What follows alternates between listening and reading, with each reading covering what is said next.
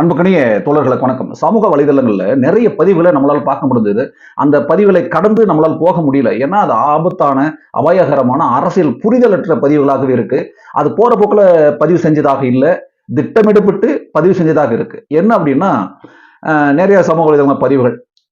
புலிகளின் வழித்தோன்றல்கள் அப்படின்னு அவங்க சொல்லிக்கிறாங்க. புலிகளின் விரும்பிகள், ஈழ விடுதலை போராட்டத்துக்கான விரும்பிகள், போராளிகள் அப்படின்னு அவங்க சொல்லிக்கிறாங்க. உண்மை அது இல்ல. புத்திசாலின்னு அவங்க சொன்னா கூட அறிவிலித்தனமான பதிவுகளாக தான் பார்க்கிறோம். ஈரானுக்கு எதிராக நிறைய பதிவுகளை போடுறாங்க. இது ஈழ யுத்தத்தை வந்து அழிப்பதற்காக, நசுப்பதற்காக மிகப்பெரிய உதவி செஞ்சது ஈரான் தான். ஆகையினால இஸ்ரேலும் அமெரிக்காவும் ஈரான் மீது தொடுக்கக்கூடிய இந்த போர் வரவேற்கக்கூடியது, கொண்டாடக்கூடியது அப்படின்னு நிறைய பதிவுகள் போடுறாங்க. இதுல இருக்கக்கூடிய உண்மை நிலை என்ன, ஈரான் செஞ்ச உதவி என்ன, அதுல நடந்த பாதிப்புகள் என்ன, இஸ்ரேலும் அமெரிக்காவும் ஈழத்திற்கு செஞ்ச நன்மை என்ன, உண்மையாகவே ஈழ போராட்டத்தை ஒடுக்குவதற்கு, நசுக்குவதற்கு ஆயுதம் மட்டும் இல்லாம அதிக பங்கு வகித்த நாடுகள் எது அப்படிங்கிறத விரிவா பார்க்க போறோம். அதுக்கப்புறமா தான் நாம இந்த ஈரான் யுத்தத்தை பற்றி அவங்களுக்கு சில பாடங்களை இந்த வீடியோவில் எடுக்க போறோம். தொடர்ச்சியாக வீடியோவை பாருங்க.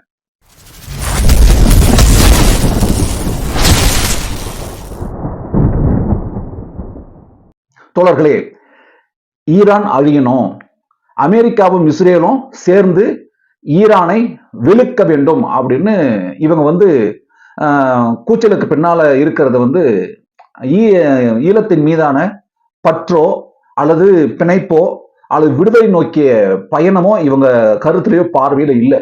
மாற என்ன இருக்கு அப்படின்னா, மதவெறியை தீர்க்க புலிகளின் பெயரை கவசமாக பயன்படுத்துறாங்க அப்படிங்கிறது தான் இதுல ஒரு கசப்பான உண்மை அடங்கி இருக்கு.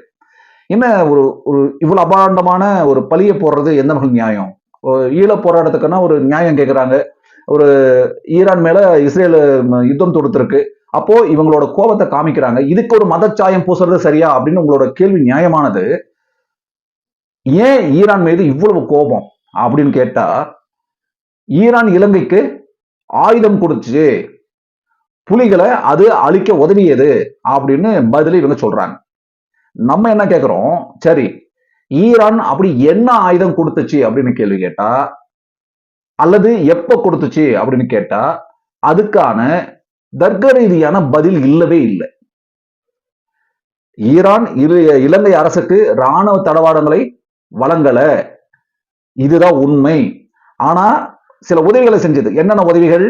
நிதி உதவி தந்தது, எண்ணெய்கள் கொடுத்தாங்க, கொஞ்ச அளவு கண்காணிப்பு விமானங்கள் அது கொடுத்தாங்க. இது உண்மை, மறுக்க முடியாது. சரியா? ஆனா ஈழ போராட்டத்தை வேரோடு அழிக்கிறதுல முக்கிய பங்கு வகிச்ச நாடுகள் எது அப்படின்னு பார்த்தாலே இந்த பட்டியல் உங்களுக்கு ஒரு தெளிவை ஏற்படுத்தும். இந்த பட்டியலை நீங்க பாத்தீங்கன்னா அமெரிக்கா இஸ்ரேல் விசுவாசம் காணாம போயிடும். ஈரான் மேல இருக்கக்கூடிய பார்வை மாறுவதற்கான வாய்ப்புகள் இருக்கு. முதல் நாடா நம்ம அமெரிக்காவே கொண்டு வந்து வைப்போம். புலிகள் இயக்கம் 50% அழிவதற்கு காரணமே அமெரிக்கா. அத பயங்கரவாத பட்டியல்ல கொண்டு போய் சேர்த்ததுதான். உலக நாடு முழுக்க அமைதியா இருக்கும் பொழுது முதல் முறையாக புலிகளை பயங்கரவாதி அமைப்பு அப்படின்னு சேர்த்த முதல் நாடு அமெரிக்கா. அதன் விளைவாக புலிகள் 50% அழிவதற்கு காரணம் அமெரிக்கா எடுத்த முன்னெடுப்பு. 1997ல அமெரிக்கா புலிகளுக்கு தடை செய்யுது. புலம்பெயர் தேசங்களில் இருந்து வந்த நிதி ஆதாரங்கள் முடக்கப்படுது. 2006 2009 காலப்பகுதியில அமெரிக்கா தங்களோட செயற்கைக்கோள் கடற்படை உளவுத்துறை தகவல் கொடுக்கிறது. இலங்கை அரசுக்கு எல்லா உதவிகளும் அதை செய்யறாங்க. புலிகள் பெரும் தளபதிகளை கொண்டுடைச்ச ஆழமா ஊடுருவக்கூடிய படையை உருவாக்கி கொடுத்தது எந்த நாடு அப்படின்னா அமெரிக்கா. இந்திய பெருங்கடல்ல புலிகளோட ஆயுத கப்பல் எங்க வருது அப்படிங்கறத துல்லியமாக காட்டி கொடுத்தது. அதை வந்து இலங்கை கடற்படைக்கு அழிக்கிறதுக்கு உதவி செஞ்சது அமெரிக்கா. ஈரானை அழிக்கக்கூடிய வெறி இஸ்ரேலுக்கு இருக்குல்ல, அதே வெறி ஈழத்தை வந்து இலங்கை அழிக்கணும் ஒரு வருது இல்ல, அப்போ இலங்கைக்கு மிக உதவிகரமாக இருந்தது அதே இஸ்ரேல். எந்த இஸ்ரேல்? இப்போ ஈரானை தாக்குறதுக்கு கொண்டாட்டமா இருக்கீங்களே, எந்த ஈரானை தாக்குது? இஸ்ரேல். அந்த இஸ்ரேலுக்கு சொம்படிக்கக்கூடிய அந்த இஸ்ரேல் தான் இலங்கைக்கு பெரும் உதவி செஞ்சாங்க. அது என்ன உதவி அப்படின்னா, ஈழத்தமிழரோட தலைமுறை துயரத்துக்கு காரணமான வான்வெளி தாக்குதல்களை நடத்தினது இஸ்ரேலோட கிபீர் விமானங்கள் தான். கடல் புலிகளோட வேகமான தாக்குதல்களை முறியடிப்பதற்காக இலங்கைக்கு, அதாவது இலங்கை கடற்படைக்கு அதிவேக ரேடார் படகுகளை வழங்கினது எந்த நாடுன்னா இஸ்ரேல். இன்னைக்கு தமிழர்களை ஒடுக்கக்கூடிய விசேட அதிரடிப்படை STF சொல்றாங்க இல்லையா, இஸ்ரேலிய பாதுகாப்பு ஆலோசகர்களின் நேரடி பயிற்சியில் உருவாக்கப்பட்டது.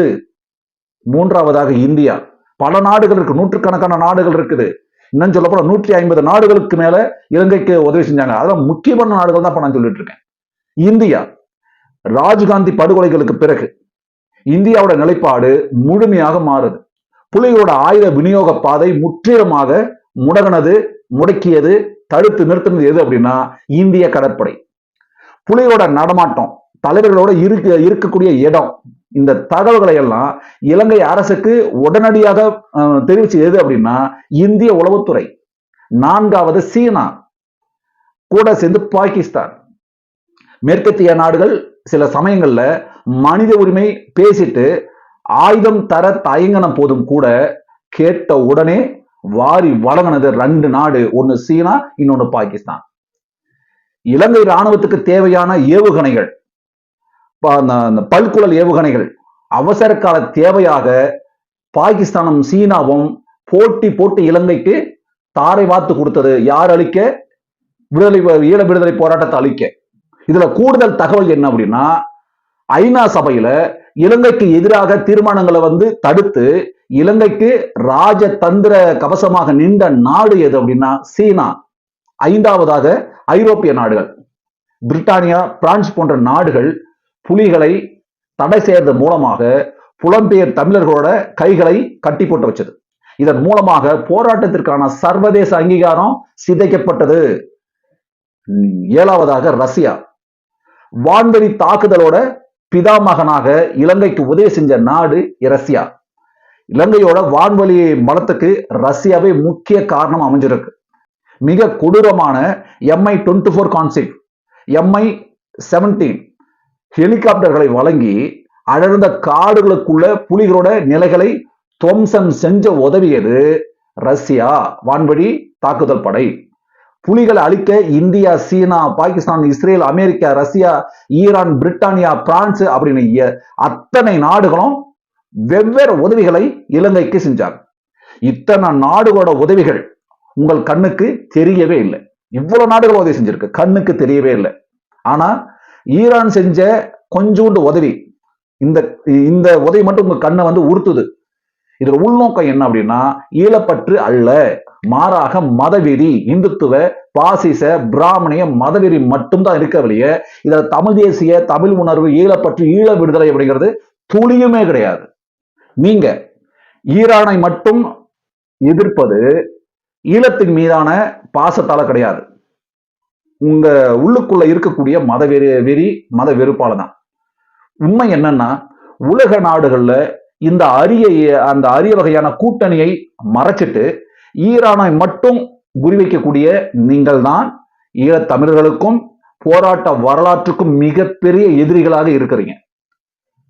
உண்மையான வரலாறு அப்படிங்கிறது அல்லது உண்மையான வரலாற்று அறிவு இருந்தா உலக அரசியலின் சதுரங்க வேட்டையில ஈழ போராட்டம் எப்படி நசுக்கப்பட்டது அப்படின்னு உங்களுக்கு தெளிவா புரிஞ்சிருக்கும். புரிஞ்சிருந்தா இந்த மாதிரி தற்குறித்தனமான பதிவுகளை உங்களால் போட முடியாது.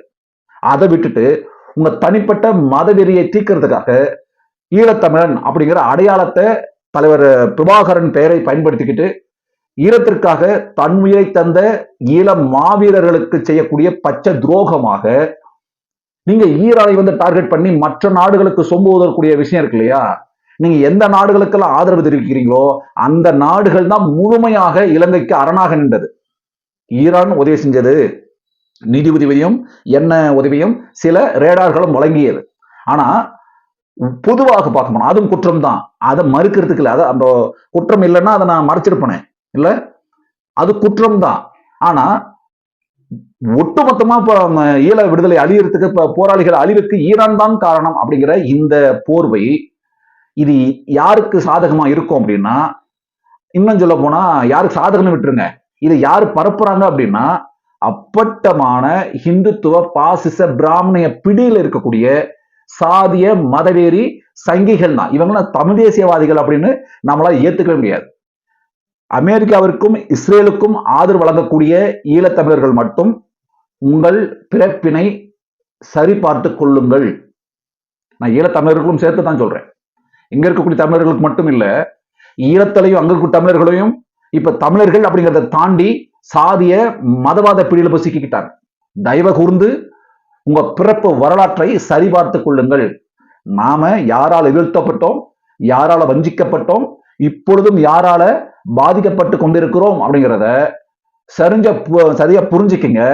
ஒருவேளை உங்களுக்கு புரியல அப்படின்னா உங்களோட பிறப்பின் மீது வெளி உலக மக்களுக்கு சந்தேகம் ஏற்படும்.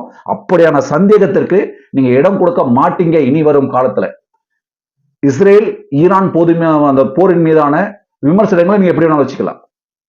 இஸ்ரேல் சரி, ஈரான் சரி, அரபு நாடுகள் சரி, எல்லாம் வச்சுக்கலாம். இது பிரச்சனை இல்லை. இது தனி மனித கருத்து, இதுல விஷயம் இல்லை. அங்க நடக்கிற யுத்தத்திற்கு இந்த ஈழ விடுதலை போராட்டத்தை மென்ஷன் பண்ணி ஈரானை அழிப்பதற்கு இஸ்ரேல் ஒரு முன்னெடுப்பு எடுக்குது இல்லையா, அதுக்கு சொம்படிக்கிறது எப்படி இருக்கு தெரியுமா? இதுக்கு பெரிதம்பா பாசிச சங்கி. நீங்க சங்கியா இருக்கக்கூடாது அல்லது பாசிச கும்பலுக்கு துணை போயிடக்கூடாதுங்கிற நல்ல எண்ணத்துல இதை பதிவு செய்யணும். தயவு கூர்ந்து தமிழ் தேசியம் என்ன, தமிழ் விடுதலைன்னா என்ன, ஈழ விடுதலைன்னா என்ன, புலிகளோட போராட்ட வரலாறுனா என்ன தெரிஞ்சுக்கிட்டு இவங்க அழிவுக்கெல்லாம் எது காரணம், இன்னமும் இலங்கைக்கு எது பாதுகாப்பா இருக்கு அப்படிங்கிறத கவனத்தில் எடுத்துக்கிட்டு இந்த அமெரிக்க இஸ்ரேல் நடத்தக்கூடிய ஈரான் போரை நீங்க பார்க்கணுங்கிறதா நம்மளோட வேண்டுகோள்.